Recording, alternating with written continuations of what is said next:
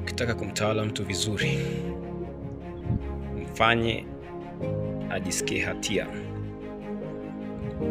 Fanya nini? Ajisikie hatia. Mpe ajione yeye ni mkosaji. Mtu akishajiona ni mkosaji, akishajiona ni mwenye hatia, akishajiona ni mwenye dhambi, automatically anakuwa ananywea, anafuata chochote kile ambacho utamwambia, kwa sababu hana haki. Anajiona tayari ni mkosaji, tayari ni mwenye hatia. Lakini ukitaka kumweza vizuri zaidi, muongezee hofu, tishe, mwambie kwa sababu una hatia hii, unahitaji msaada. Otherwise, bila msaada huo unakwenda jela, unakwenda kuchoma moto, unakwenda kupigwa.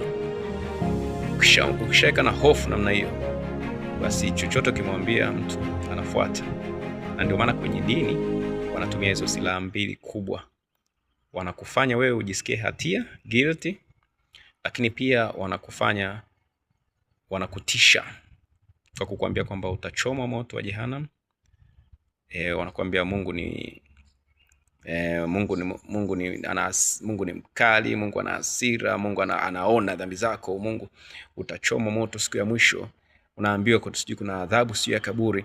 Zile zote ni kukutengenezea hofu, ni kukutengenezea fear, ili mwisho wa siku chochote ambacho unaambiwa katika dini, unachoambiwa uweze kufanya, kwa sababu unaogopa kwenda sehemu ambayo ni mbaya.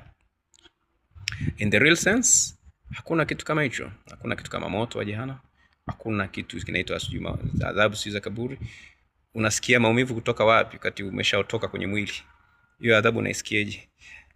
Unachomwa, kinachomwa nini wakati mwili umeuacha duniani? Kwa hiyo hizo zote ni kukupa hofu ili uweze kuwa kondoo, ufuate tu, uwe maamuma, unafuata chochote unachoambiwa, uulizi, usemi chochote. Unatawalika kiurahisi. Ukiambia tutoa hela, mtolee bwana, unatoa, sababu unajua usipotoa kuna moto wa jehanamu unakusubiri. Utaishi kwenye hofu mpaka lini? Utaishi kwenye hatia mpaka lini? Alikwambia wewe umetenda dhambi, sio ulitendaga dhambi? Nani amekwambia umetenda dhambi? Adamu alitenda dhambi. Sasa Adamu alitenda dhambi, na nihusu nini? Unaambiwa sio una nini? Hizo zote ndugu yangu zinakuweka kwenye hofu na kwenye hatia. Ukitoka kwenye hofu na hatia, umekuwa huru kweli kweli. Amka ndugu yangu.